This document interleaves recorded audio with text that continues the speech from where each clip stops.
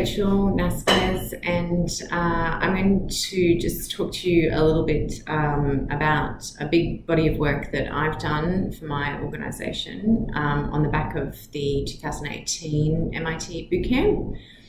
I utilise the 24 steps. I'm just up to step 16 at the moment of what has been a really large body of work looking to position the organisation commercially for a product.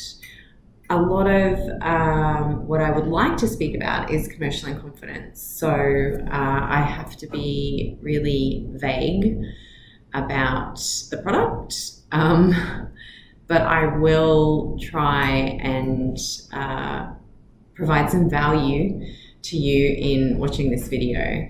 So I am going to talk about step 4, and then on another video I'll talk about step 7.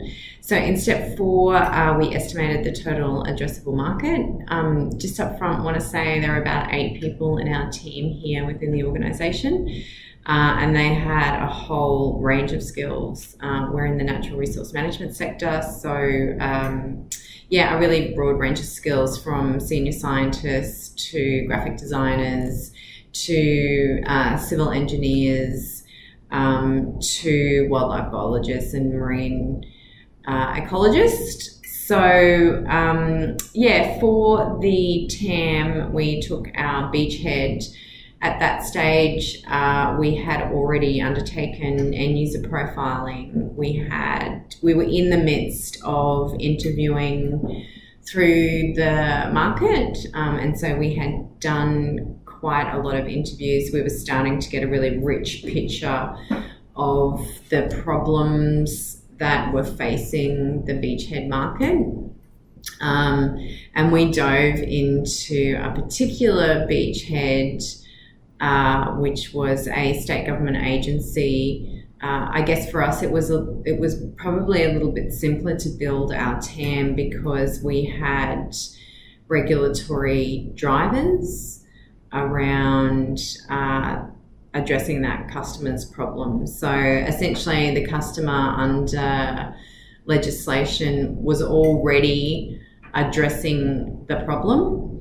It's just the way that they were addressing it was not optimal and was actually using a very poor product. So we were looking at how we could deliver a product that would best address the problems that those customers were having with the current product that they were using. So, we were looking at the total revenue achievable in that beachhead. We undertook an enormous amount of mapping and GIS analysis. So we mapped out all of the projects for that customer that they would be required or that they would need a product for. And that gave us a really good understanding of scale and size, and how that product would be able to address that scale and size. And that gave us something that had boundaries to be able to use as the TAM. It was also actually quite easy for us because we already had a market value to work towards.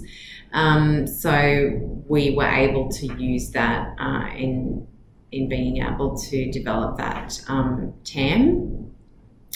So we knew what the customer was already spending on existing products.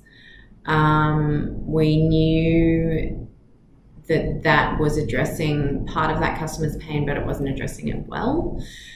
We knew how much each product currently costs and how many of the product that customer needed, and we were able to estimate that going forward to 5 to 10 years. We knew what the average lifetime of the product was before it was to be replaced, and we knew that with a high degree of certainty. And as I mentioned, we already knew how much was being spent by the customers to solve the problem, even though that solution was was very poor, and so there was an opportunity there. We were able to determine what the customer was already spending to address their problem. And then by understanding that, we could then determine what fraction of that they might be willing to spend to allocate towards our product. And we were able to utilize comparables to bolster the TAM, because this particular state government agency has a presence in every single state in the country. So that also provided a bit of rigor to us. So initially, just going through that one more time, we did our first pass internal mapping exercise. We used that undertaking the skills of our GIS team. We utilised methodology that we've already undertaken internally, so we had the skills and capabilities to be able to do that. We initially used 54 projects where our product could potentially be utilised. And then we started to have a look at some outlook scenarios for what that product would be able to deliver for the customer for those 54 projects, and what that would look like in terms of total revenue for those 54 products. I'm sorry, I'm stopping and starting here. I just need to be very aware that this is a commercial in confidence project, so I can't share too much with you. We also had to do quite a bit of investigative work on developing what our product would look like and determining how that product would be able to confidently raise enough revenue for the organisation. And that involved doing a lot of desktop analysis, but it also involved getting out and understanding on ground what that product would look like. And so I guess at the end of that step, we had a really deep understanding of what that total addressable market would look like. We had done financial projections based on that. And so we used our internal skills and capabilities to do that. So we already have a financial team. So we put them to the task of developing what actually was a very detailed financial model. And we started to plug in what that would look like with the product and using that beachhead market. So we were very confident, even at step 4, that we wanted to continue to push ahead because it was looking like this would actually be a viable commercial product for us.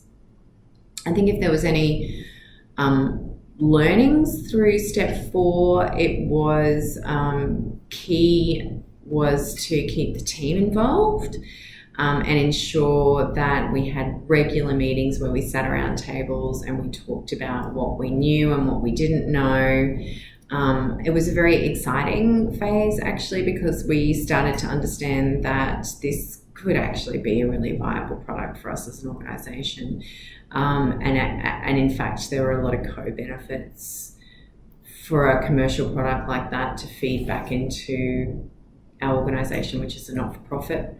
And help deliver the parent organisation aim, which is improved environmental outcomes, and would be able to deliver for what we perceive would be the core of the new business, which would be something similar. So there was a lot of excitement. We ensured that everyone was keeping involved. We really wanted a lot of cross-pollination. We wanted graphic designers to be talking to research scientists, to be talking to marine biologists, to be talking to accountants, to be talking to the CEO, to be talking to the general manager of business development. We pulled from right across the organisational hierarchy, so we would get some real skin in the game for this potential product going forward.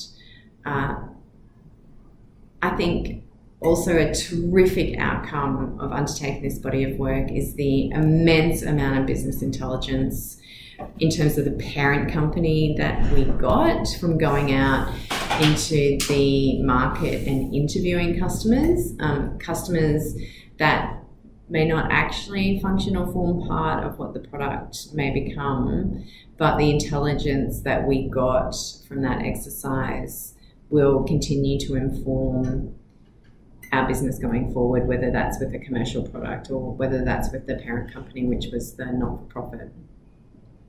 So that's probably all I can share with you. I hope that's been helpful, and best of luck going forward.